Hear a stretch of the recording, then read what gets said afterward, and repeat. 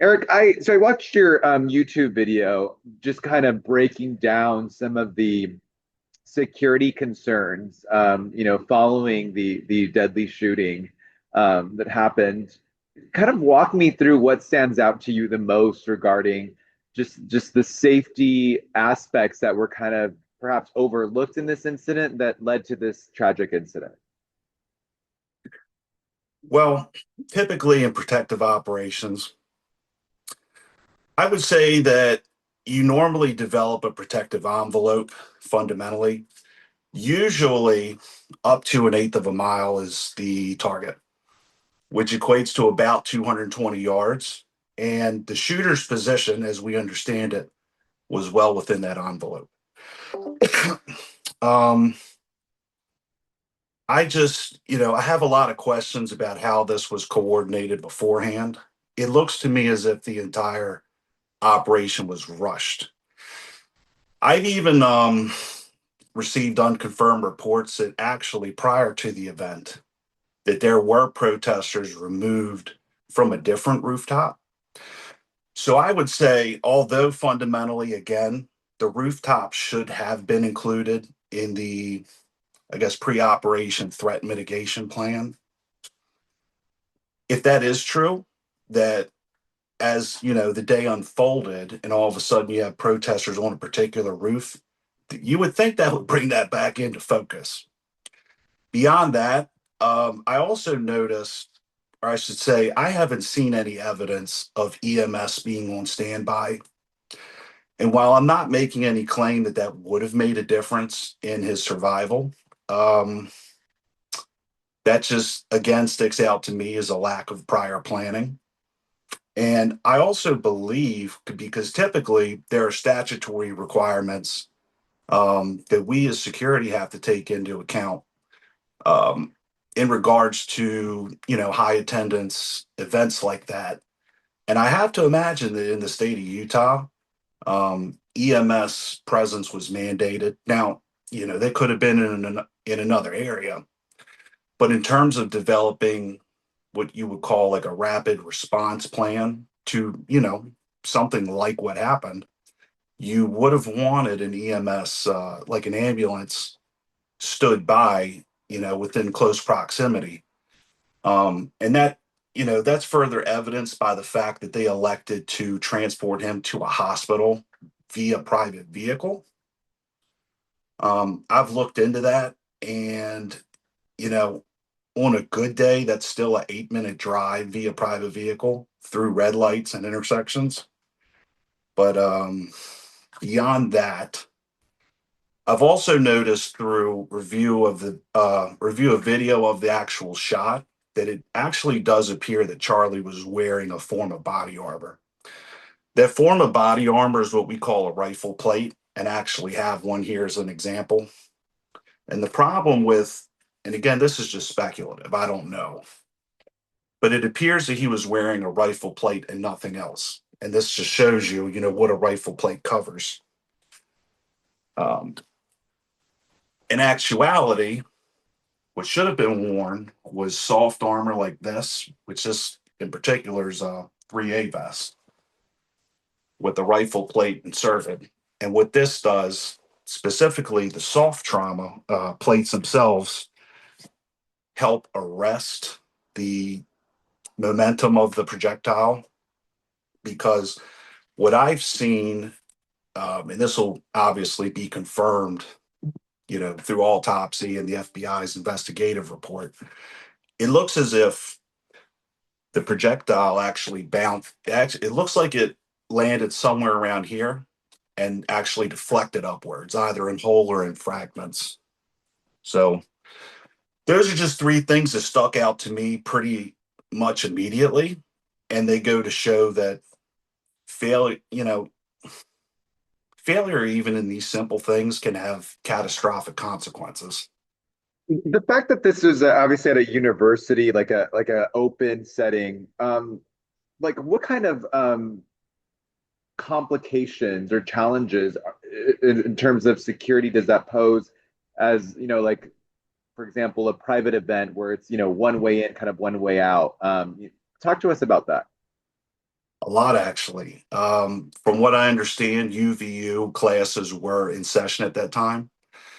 So the problem that that poses is the fact that it's unrealistic to shut an entire college down for an event. So when you when you run into difficulties like that, what you can opt for instead of perimeter, what you can opt for instead of a secure perimeter or a controlled area is where feasible, you can use surveillance as an alternative. And an example of that on the very cost effective end would have been use of an aerial surveillance drone. And unfortunately, that is actually so obvious that literally hundreds of comments saying asking that exact question are on my videos. Beyond that, we do know that there was no use of metal detectors, or specifically magnetometers is what we actually use for event security.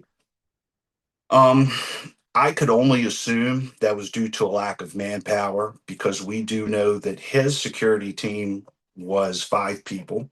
I can't speak to their background. I don't know anything about that, but they were supplemented by 6 campus police officers.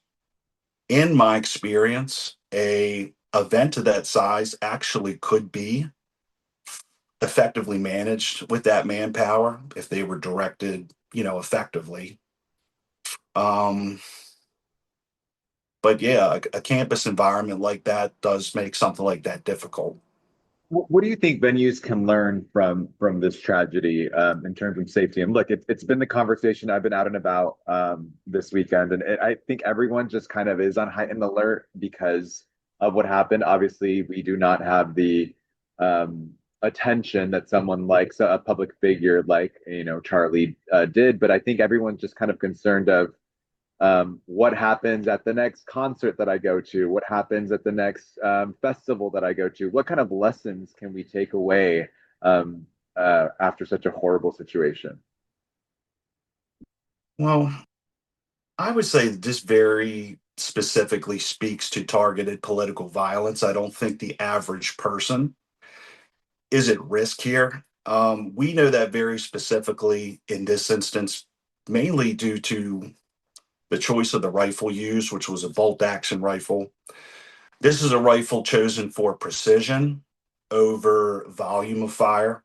And that's also evidenced by the fact that I believe when the FBI found the weapon, the spent casing also wasn't ejected. So it was clear that this was a singular target. Um, could you ask that question again? I kind of lost my train of Just thought. the lesson that like venues can learn, Mm. to kind of in terms of security after this tragedy. Yeah, so this is something that we have seen in recent history, which is an ignorance of what are called elevated threat vectors. And again, an eighth of a mile, or roughly 220 yards, is considered the immediate protective envelope. Now, we could talk about Butler, Pennsylvania. That actually was not a failure of regarding elevated threat vectors, because they did see the shooter. That was an issue with rules of engagement. But in terms of security implementation, you have to, I guess I would be speaking directly to other security professionals when I say this, but security isn't just about the crowd around you that you can see, which is what you would refer to as a close quarters attack. You have to think in terms of distance, and you have to look up at those elevated threat vectors. Last question that I have for you is obviously authorities say this is a lone wolf attack. How difficult is are these attacks, to kind of get ahead of them and detect them before obviously a situation like this happens? Mhm. Yes, lone actor attacks, as they're specifically known, have become an increasing risk, very specifically over the last decade. And the problem with the lone actor attack is their intent lies specifically in here. It's not like, in the early days of the Patriot Act where there were terrorist cells to infiltrate or there were online communications to intercept. Very often, we don't, we have no knowledge of these people's intent to do these kind of events. Um, and that seems to be the case here because his family, they noted that he had become he had become increasingly political. He had, mentioned, negative facts about Charlie, but he didn't outright tell anybody, hey, I'm planning to go to UVU tomorrow and, shoot this guy. It just, it opens up a debate about outside of what we call data exploitation. How do we, figure this out beforehand? How can we develop, data sets that identify someone's ideology to this extreme, to this level of radicalization? And again, that's a debate that needs to be had by people much smarter than me, um, because there are minority report type implications there when you start using these data sets that are tracked, by any person who uses the internet or a cell phone that could potentially identify these ideologies. But again, that's a debate for people much smarter than me. Eric, that is it. I'm going to go ahead and stop this recording.